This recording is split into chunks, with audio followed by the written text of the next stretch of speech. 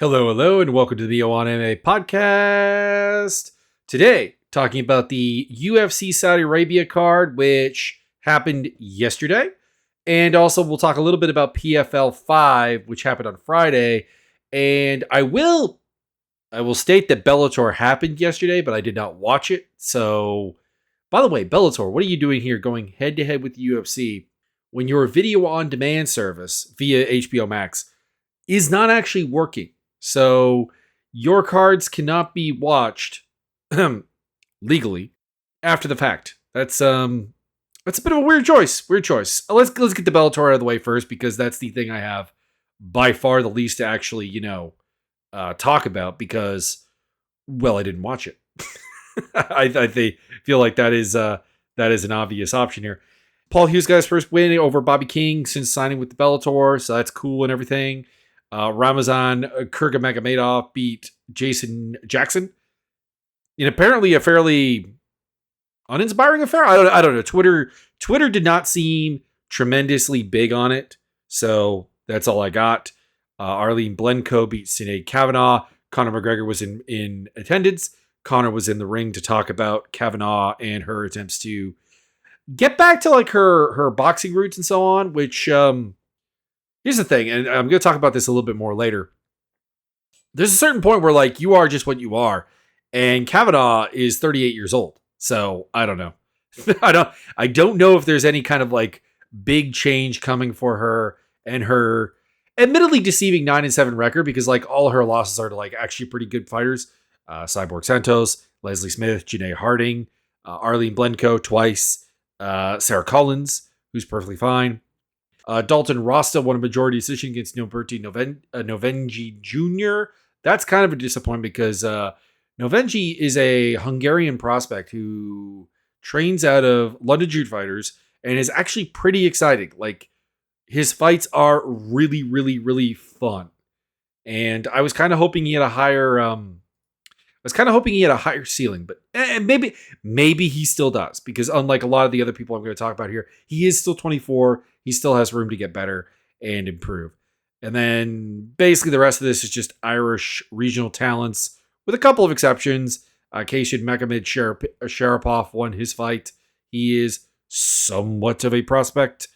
And Shinobi Oda, who is a Japanese Olympic level wrestler, managed to pick up a victory as well, although his career has not really taken off in the way that it was hoped to. But that was fun. Also, by the way, this is a rare card where we had two guys with the same name, Nate Kelly, winning on the same card, one by Ninja Choke and one by Armbar. So that's kind of neat and fun. But yeah, like I said, Bellator, what are you doing here? And again, I don't talk a lot about Bellator because I think this is just this is just indicative that ever since the PFL merger, acquisition, whatever you want to call it, this is frankly a brand that doesn't really have any purpose or have any idea what it's doing. It's just giving us less PFL content. Like, realistically speaking, what would be better than this card? You know what would be better than this card? Just having Jason Jackson in the PFL tournament. Just having Novenny wouldn't work, but like just in enriching the PFL tournament talent so that we didn't have somebody kind of just dead ends there. But anyways, we'll talk quickly about PFL. This card was not very good. At the end of the day, for most of it, I was just like kind of, I don't know, just kind of funkish. There wasn't much anything good going on. I wasn't really enjoying it. It got good at the end. Mads Burnell, Clay Collard was on the low end of a Clay Collard fight, to be honest, but still a perfectly fine, display. Mads Burnell picking up a unanimous decision. That being said, he will not make the postseason, so there goes my winner pick. Impa Kasanganay had a pretty cool fight with Jacob Nadeau. This was probably the fight of the night. Kasanganay went out there and like gave Nadeau a pretty good beating, but like Nadeau got some good stuff back. Like, he stunned Kasanganay, I think, twice in this 2-round fight, which is pretty cool. I think there's actually a legitimate amount of this is, I guess, what I would say is this is the first fight that made me look at Nadeau and say, you know what, you might actually be going places, but you're not ready to win the million yet. Anyways, Kasanganay got the W here. Big win with a doctor stoppage. after the second round. Basically, this was a quit on the stool type situation, except without the quit. It was a doctor calling the fight on the stool because Kasanganay had beaten up Nadeau very, very badly at the end of round 2. And I mean, I was surprised it wasn't stopped. And then, the doctor did, make the stop. I was surprised that we got to the point where, like, he was on the stool. That's what I'm getting at. Bruno Miranda beat Patricky Pitbull. I think I have to just come to the conclusion, the sad realization that I don't think I'm going to pick Patricky Pitbull to win again. I picked him here, and I just don't think I'm going to do it again. I'm not really all that interested in seeing him fight. Don't get me wrong. He's still an exciting fighter or whatever, but, like, he's 38 years old and had a style that relied a lot on just physical grit that I don't really think is there anymore. And I think a lot of the offensive potency is just gone. So Bruno Miranda got that win. Rob Wilkinson beat Josh Silvara. He's going to the postseason. I suppose I should just pull it up. Who is going to the postseason here? Because I don't remember off the top of my head. Here we go. PFL standings for 205 and lightweight. Boop, boop, boop, boop, boop, boop, boop. 205, it's Kasanganay versus Silvara. Wilkinson versus, we haven't talked about him yet, but Duvlet Yagshimirdov. And then at lightweight, it's going to be Brett Primus against Clay Collard. And it's going to be Gadzi Rabadanov versus Mikhail Dufort. By the way, what is up with Dufort pronouncing his name that way? Normally, you would think that a guy from like Quebec would, either have the French pronunciation, Michel, or would have gone with an anglicized version of it, not the like sort of Eastern European deal. But anyways, there you go. Yagshimirdov beat Simon Biong, which was a more competitive fight than I expected it to be. Alex Polizzi took a surprising win against Antonio Carlos Jr. with a high takedown game. Brett Primus rear naked choked Solomon Renfro. This was interesting because early on in the fight, Renfro hurt Primus, but like Primus came back and hurt him back, and this was all in the first round.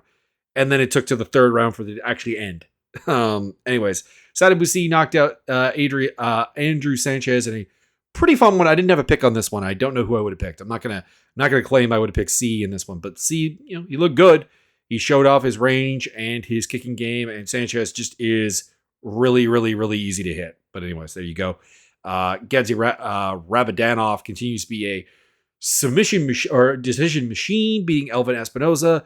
Adam Piccolotti beat Michael Dufort. I don't remember how it was, but I think I thought this was really bad. I thought Dufort won 2 rounds pretty clearly, and to not get the decision here was surprising. Sergio Casio defeated Anthony Romero, and Brian Zurcher knocked out Julian Ruiz with a very, very nice left hook. That being said, the rest of the fight did not leave me with a lot of big hopes for him. He's a 9-0 prospect. Hadn't really seen him before this.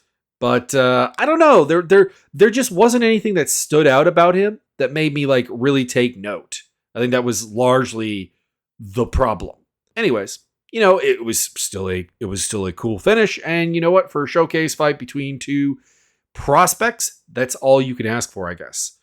Now we move on to the UFC Saudi Arabia card, and I want to talk about like just some of the takeaways coming out of this card because it is really, really weird because the vaunted fraud check word is being thrown around about Ikram Aliskerov. And I guess we'll just talk about that fight such that it was basically Whitaker getting Aliskerov's timing and then basically just marching him down to the cage. 1-2 head kick. The head kick didn't really land because he'd already rocked Ikram and then finishing Ikram off. So there's not much to talk about in the fight, but like the fraud check idea is like really, really dumb, I think. Keep in mind, Ikram took this fight on 1 week's notice. 1 week. 1 week. I know he had the prep and everything, but like he was prepping for Andre Muniz, then Antonio Tricoli, and then Robert Whitaker. Like that is an insane roller coaster of opposition.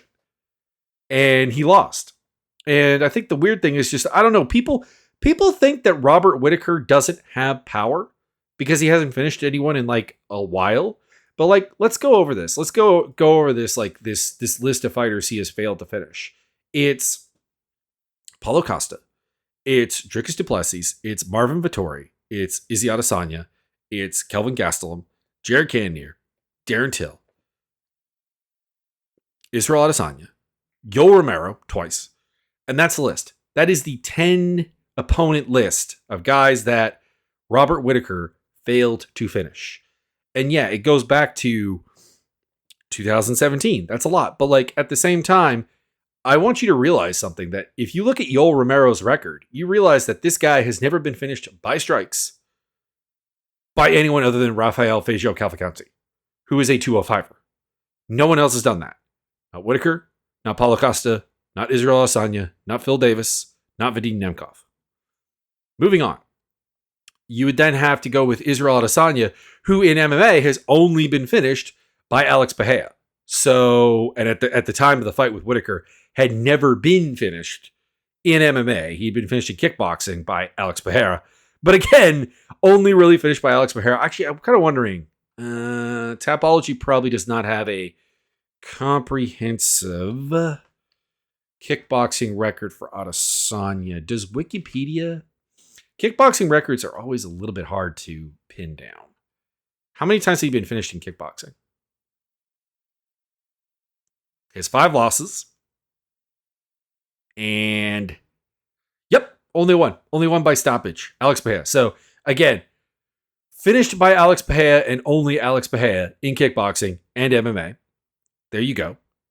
Darren Till, admittedly, is not really making my case for me because, number one, he also hurt him in this fight, but like also he got knocked out by George Masvidal and been finished by Tyron Woodley as well. But again, still a pretty goddamn short list, all things considered. And since fighting Whittaker, he's been finished twice, but it's by submission at the hands of Derek Brunson and DDP. So again, a guy who has been TKO'd once. And then you have Jared Cannonier, who had been finished before, but it's by Sean Jordan, a heavyweight, and Dominic Reyes, a 205er. He went the distance at 205 with Glover Teixeira and Jan Blachowicz. And then has since, after the Whittaker fight, lost to Izzy Adesanya by decision and then got finished by Nasruddin Imavov. So like, again, very, very, very, very, very, very tough guy. Kelvin Gastelum, who we're going to talk about later on the card, is a complete mess of a fighter. But you know what has never actually happened to this man?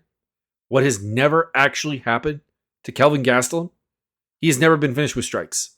His losses are a decision to Tyron Woodley, Neil Magny, a submission loss to Chris Weidman, a submission loss to Jack Hermanson, decision losses to Till, Adesanya, Cannonier, Whittaker, and then a submission loss to Sean Brady. That's the list.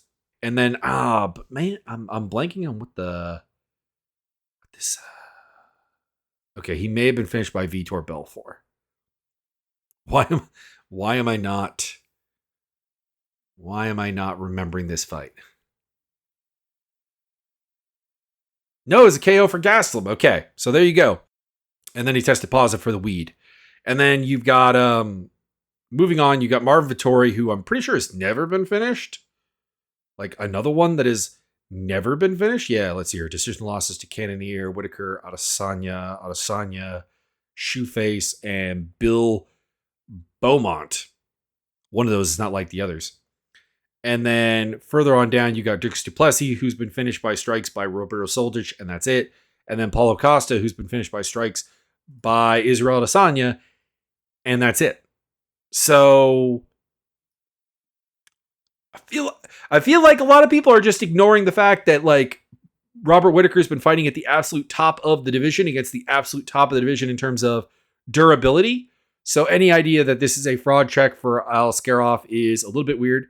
The other really odd thing coming out of this fight is that they're rushing Aliskerov. Guys, he's 30 and he's been training combat sports for at least since his teens, probably even earlier than that. So we're talking like a 2-decade career already. He is what he is. He'll get better in like ways, but like his lack of striking defense, I don't think that there's any example of somebody who's like fixed the problems that we're talking about in their 30s with such a long-standing martial arts career. Like he just is what he is. And we're going to talk about that later also with Shara Bullet to a degree. Anyways, next opponents I have Whittaker versus Strickland because it's the only thing that makes sense. But we'll probably get like Whittaker versus Imavov or something because he probably won't sit out as long as Strickland probably can. And then for Ikram, again, it probably won't happen, but like a fight with Gerald Meerschaert would make a lot of sense. Somebody who can grapple, who is not just instantly melted on the feet as a general rule. And if you can do that to him, then it actually means something. So that would be a good fight, I think. Sergey Pavlovich versus Alexander Volkov was, for a heavyweight fight, a pretty good tilt, actually. Volkov largely outmaneuvered Pavlovich the whole time. I think I scored a 29-28 live, giving the third round to Pavlovich. But at the same time, I don't think that that's even really... I don't think that's even really required. I do remember this is one of the fights that Vito Polino scored and gave the first round to Pavlovich. And I don't really know why, because basically the idea here is that Pavlovich got outlanded in every round, I think, bar none. Yeah, 26-15, 31-15, 26-16. And then why I gave him the third round is that it was the round where Pavlovich had like some long-term damaging success. There was like 2 or 3 exchanges where he landed like some really cool, clean shots. And that was about it. So like the third round was the only one that I think I could consider giving to Pavlovich. So giving Pavlovich the first round, a little bit weird. Came to the right decision of 29-28, I guess, anyways. But still, Volkov looked good. He looked good out there. I expected him to be the more technical fighter. He was. The beat between these two is a bit bizarre, and I'm not entirely sure I have my head wrapped around it still. Anyways, for Volkov, I've got Jelton Almeida because I couldn't think of anything else really to do with him. And for Pavlovich, I got Waldo Cortez Acosta. Kelvin Gastelum versus Daniel Rodriguez. Number one, screw Kelvin Gastelum. He apparently had this fight moved from 170 to 185 on Thursday, which is insane. That's a day before weigh-ins that you change the weight by 15 pounds. He, after the fight, talked about wanting to be a company man and just did not answer the question about what happened with the weight cut. So you're not a company man, my guy. I'm not sure that you should be trying to be a company man, but you're not. So I don't know. I had Gastelum winning all 3 rounds. A lot of people thought Rodriguez won the second round, I think it was. But realistically, this fight was Gastelum's trademark absolute durability, carrying him through and being able to just kind of walk down Rodriguez repetitively, and then also work in takedowns in the second and third round. He got outlanded in all 3 rounds. Oh, nope, not the third. But he did get outlanded 57-39 in the second round. So I guess that's the one you could perhaps give to Rodriguez. And there was only like 25 seconds of top control off of 2 takedowns. So it was very much a striking affair in that round. You could totally give it to him, but like I scored it 30-27 for Gastelum, but like with like no rounds that had to go to Gastelum, if you know what I mean. Like there was, you could have gone 30-27 Rodriguez, and I wouldn't have actually had much of an argument with it. But most people had the Ben Cartledge card of 29-28 for Gastelum. Although I'm seeing a lot of there's a couple of like media scores for Gastelum 30-27. So I don't know. Maybe it's just my particular corner of the MMA Twitter that is angry about it. It was a good showing from Gastelum, but you have to ignore the whole like weight thing. Like that's all there is to it. Like, yeah, did he look effective as a fighter? Sure, he had good pressure. He had takedowns when he particularly wanted them. Rodriguez had a hard time hurting him, obviously, or building like any kind of constant momentum. When Rodriguez got on the front foot, it was a problem for Gastelum, but like it always is. So like it was a good performance, but it was bullcrap. Anyways, for next up, I have Gastelum as a 185er. I want to make that clear. That's step 1. And then I picked Gregory Rodriguez for his opponent. For Daniel Rodriguez, I have Brian Battle because I think that would be a fun fight and a bit of a step back for Rodriguez, which I think he's kind of earned because he's lost like 3 in a row.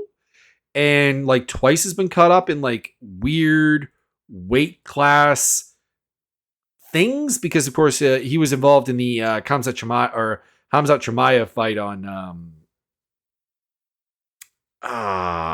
UFC 279, which he won against the Leech. But like he's since then lost to Neil Magny, Ian Machado, and Kelvin Gastelum. So maybe a step down is in order.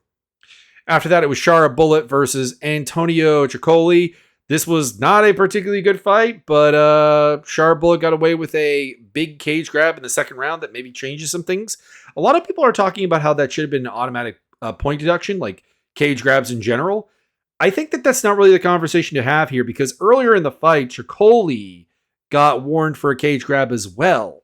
So if we're just doing cage grab automatic point deductions, it actually just kind of balances out. Like they both got busted for the same foul. Now, Shara's was a bigger deal because he stopped a takedown that was in progress that might have actually done something for Tricoli. But like at the end of the day, this fight, I think it's Tricoli, pardon me. But at the end of the day, Sharbola beat a guy who is worse than Bruno Silva, coming off a win over Bruno Silva. He still has takedown defense issues. He still has a lack of general boxing. He still has the fact that he is probably partially blind. And he still has the fact that he is a complete dickwad.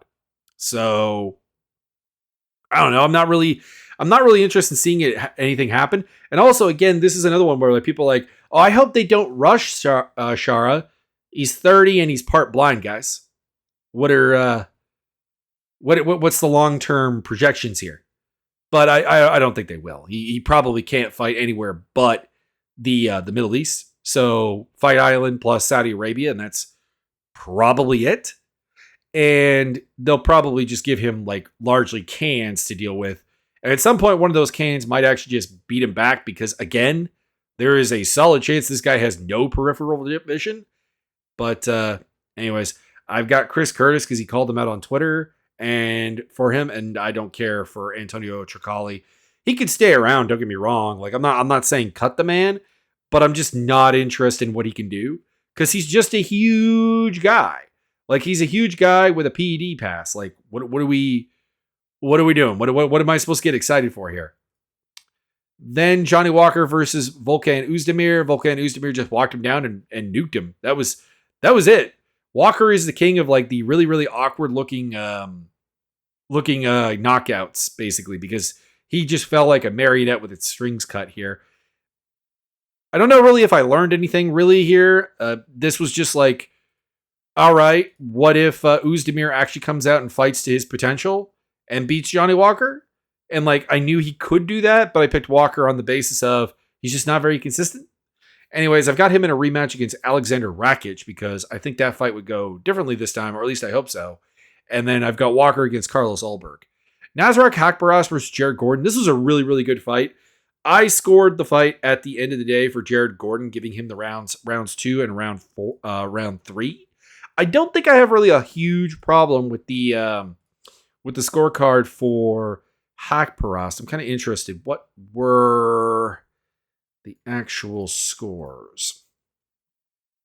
So Judge Mark Collette gave Haqparast 1-3. Sal D'Amato gave him 1-3. And Clements Warner had my scorecard, giving Gordon 2-3.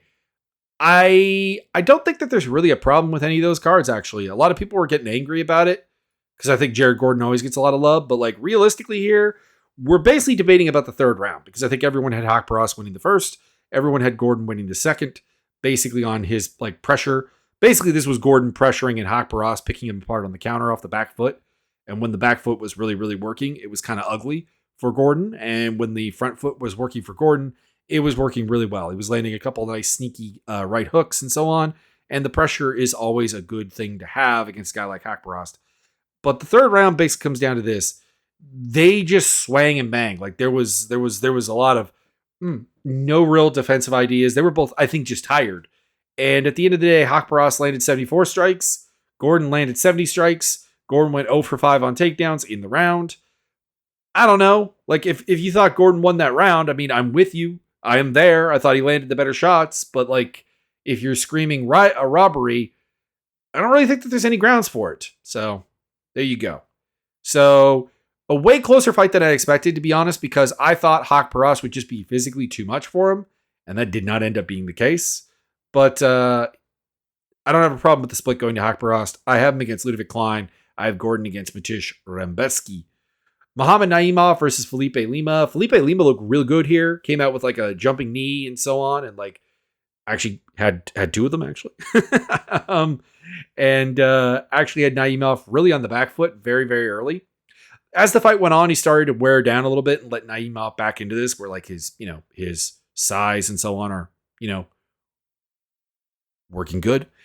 And basically the problem was that once Lima started to slow down, Naimov was starting to just kind of bully him a little bit, but I still had Lima up 2-0 heading into third. And then in the third round, Naimov is chopping at the legs really, really early. And at the end of the day, they clinch. But somehow Lima drives Naimov to the fence, gets a takedown, gets back control, and taps him out. And it's an amazing debut for Felipe Lima. I'm really, really happy to be wrong on the pick because I thought Naimov would just be too big for him because he's a 135er coming up to 145 on really short notice against a guy who I do think is pretty good, although he's very, very famous for just being kind of a dirty fighter.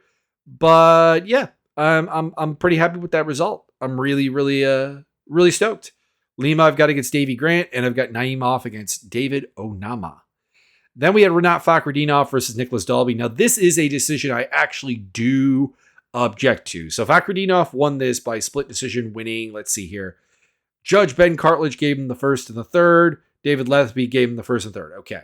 And then 2 and 3 for Andres Olsen, which is my card for the record. I had Dalby winning rounds 2 and 3. And basically the key was that he just outworked him. He didn't let him get a lot done. If we turn ourselves to the box score, if you will, Fakhretdinov clearly took round 1, I think. That's okay. 27-17 in significant strikes. He had a takedown for about a minute and a half of top control and was generally ahead in the grappling exchanges throughout the fight. And then in the second round, we had Fakhretdinov getting 2 takedowns but getting outstruck, 48-37. That was unanimously scored for Dalby, who did a very good job in the clinch against him. It's kind of weird. I nailed down the whole idea of this fight, which was that Dalby would get in trouble because he would clinch with Fakhretdinov, and he didn't really have a game to deny him that, and he didn't. And it's just that he was way more capable of fighting Fakhretdinov in the clinch than I gave him any credit for. Anyways, and then the third round, Dalby doubled him up. Outlanded him 44-22. Yes, he was on his back. He was controlled for 3 minutes and 18 seconds, but it was 3 minutes, 18 seconds of nothing. Guys, damage. Damage is supposed to be the name of the game. And Fakhretdinov didn't really have any after the first round. Like, that was all there is to it. He did not have much in the second or the third round. By the way, Dalby pulled off a double leg switch in this round, which is insane. I don't know if I've ever seen that before. So that was like, even Daniel Cormier was amazed by that. So there you go. Anyways, I think Dalby won. I will still treat Fakhretdinov as a winner, I guess, and put him up against Neil Magny. You can argue if that's treating him as a winner. And I've got Dalby against Chaos Williams because I think that would be a really, really fun fight. Anyways, it was a really fun fight. I'm kind of interested. Who got the fight of the night here? Fight of the night. Ooh, excuse me. Oh, there was no fight of the night. We had 4 performance of the night bonuses given to Robert Whitaker. Agree. Shara Bullet. Don't agree. Uzdemir. I agree. And Felipe Lima. I agree. I would have taken away Shara Bullet's performance of the night, made that into a fight of the night. And if I have to take away a second performance of the night, it's probably Uzdemir, just because we've seen Walker have that happen before. And I would have given the fight of the night either to this one here between Fakhretdinov and Dalby, specifically Dalby, or I would have perhaps given it to... Hak Paras Gordon, definitely a candidate. Maybe Gastelum Rodriguez, but yeah. Well, actually, here, that's perfect. Don't give it to Gastelum. Give it to just Daniel Rodriguez and have that replace the Shara Bullet performance of the night. There you go. Because Shara Bullet did not have a performance of the night. Anyways, there you go. Muin Gafarov versus Kwaiko Kang is just like, man, I'm just not picking Kang anymore. I'm just like refusing to pick his fights from this point onwards. Gafarov looked good, don't get me wrong. He hit a couple of nice kicks, some spinning back kicks pretty early on. His striking looked better, more diverse, more capable of giving various entries and like combination punching, which wasn't really there before. Like before it was just kind of like overhands into takedowns. But he did also get controlled on the ground and only survived because Kang made dumb decisions. There you go. I scored rounds 1 and 2 for Gafarov. I scored the third round for Kang. I think that was pretty much universally what was on offer, except maybe some people went 30-27. All three judges went 30-27. And I can't really argue that because at the very end of the third round, Gafarov hit one of those aforementioned, spinning kicks and had Kang like properly hurt.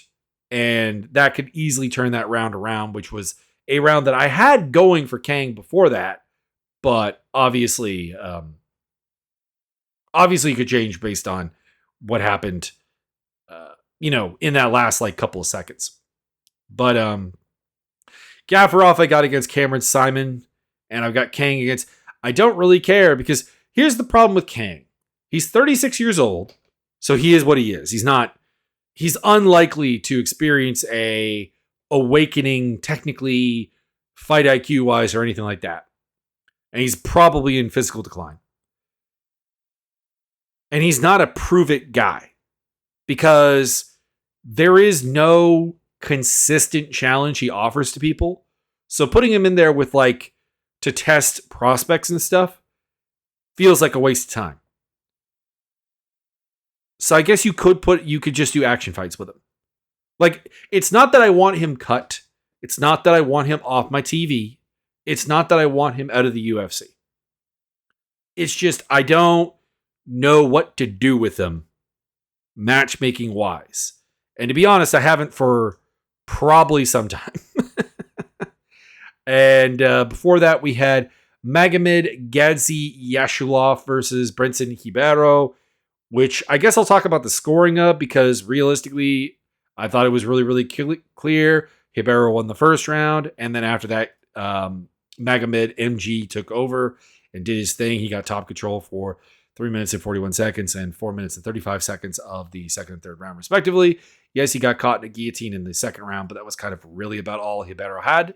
And somehow we ended up with a majority decision here, which made no sense whatsoever. So I'm looking for the judge here. Mark Collette and David Letheby, you guys are fine. You scored the fight as I expected. But it's Vito Paulinho again, who scored round 1 for Ribeiro. No problem there. Round 2 for Ribeiro. Problems there. Round 3 gave a 10-8 to MG. Or MG, which that makes no sense. Like, this was a fight that was universally scored by the media. What are you doing? There's no 10-8 there. There's no 10-8 there. There wasn't enough damage. We're talking about a fight in which MG landed 26 total significant strikes. And in that third round, he outlanded him 31-7 total strikes, but like 7 significant. There was nothing there. There was no damage. It was 4 minutes and a half of like blanket top control. Anyways, enough of that. Next opponents I have for MG are Omar C. And for Ribeiro, I have Dana White Contender Series grad because that's what he was doing here. And he lost. So there's not really there's no reason to upgrade him at this point. He's fought 2 kind of welcome to the UFC fights. He has lost both of them. I don't really know how you can upgrade him. And then Long Zhao versus Chen Ho Lee was a fight that I scored for Long Zhao. I gave him the first and the second round. That being said, these were really, really close rounds. There was nothing definitive. If we look at the stats, Chen Ho Lee outlanded him 84 to 68 significant strikes total and 173 to 135 overall. Outlanded him in all 3 rounds. You could give all 3 rounds to Chen Ho Lee, and I would not have a problem with it. I just thought that Zhao Long for the first and the second round was the only one doing anything at range. And when it came to the clinch, yes, the knees to the body from Chen Ho Lee were very, very good, and that was the best part of his game.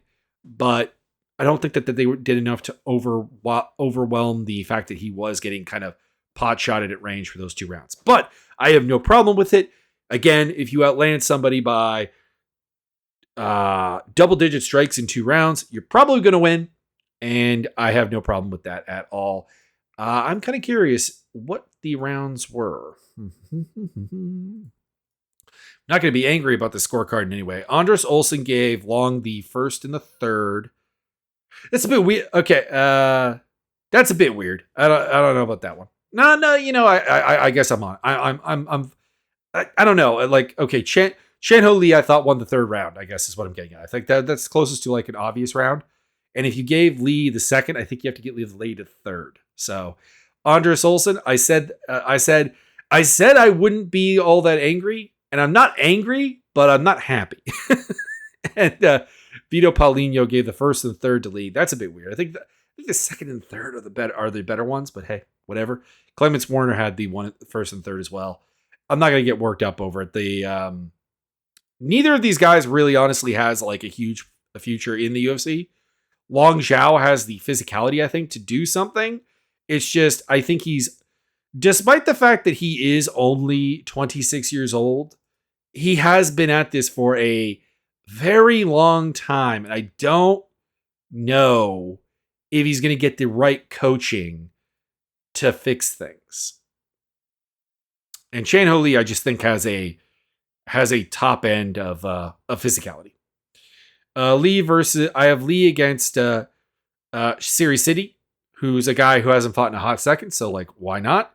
And for Zhao, I have Bernardo Sopage, who had a pretty good late notice debut, if I recall correctly, but also in a loss. So, that feels appropriate.